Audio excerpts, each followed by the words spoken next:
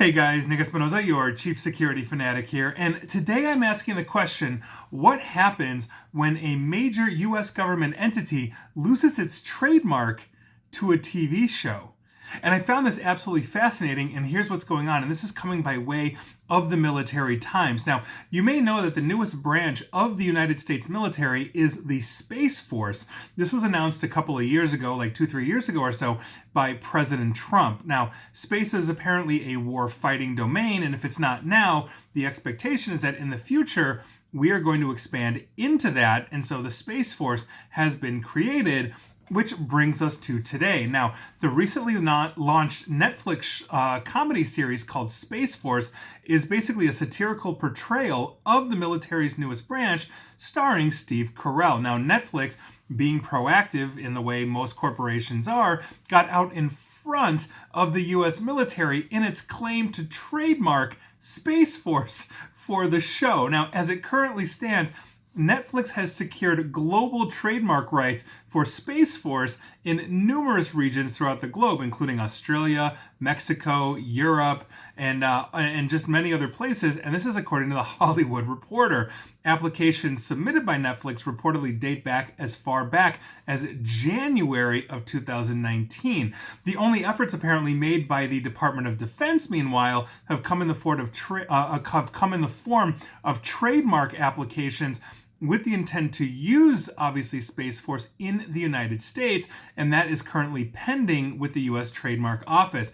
Realistically, the only area where this could become problematic is in the sale of things like memorabilia, apparel, and other items that are using that term. Now, even if the Defense Department were to obtain the trademark Space Force, current U.S. law does not actually prevent the use of identical terms if employed as a parody, which obviously the Space Force show on Netflix is. So here's where this actually turns from humorous to interesting as we get a little technical here.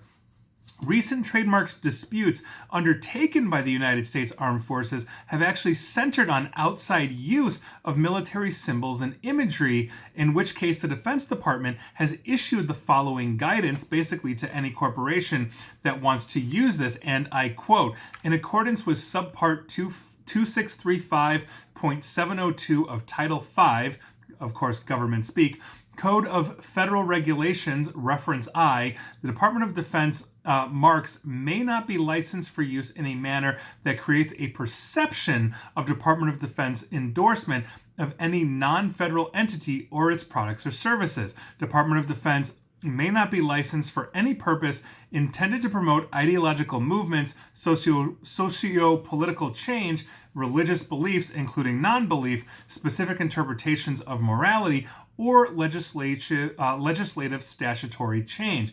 Now, the case law that has been in part of this is in 2019, a Christian jewelry maker, Shields of Strength, was told by Marine Corps officials to cease production of Bible verse dog tags featuring an engraving of the Marines' eagle, globe, and anchor emblem. Now, as basically I'm talking to you right now, the company, though, Shields of Strength, is still selling dog tags featuring Army and Air Force logos, which means the Marines got on it faster than the other two branches of the military that I just mentioned. But I find this absolutely interesting here because we have one part, here, the law that says, okay, we are the United States Space Force, we are all of these things, but you also have Space Force, the Netflix comedy show that is online for pretty much everybody with a Netflix account to watch. And so I'm curious to see where this is going to lead out. So this is somewhat technical, but I found this rather humorous, and it seemed kind of fitting for a Tuesday afternoon video. And so I hope you guys find this as amusing as I do.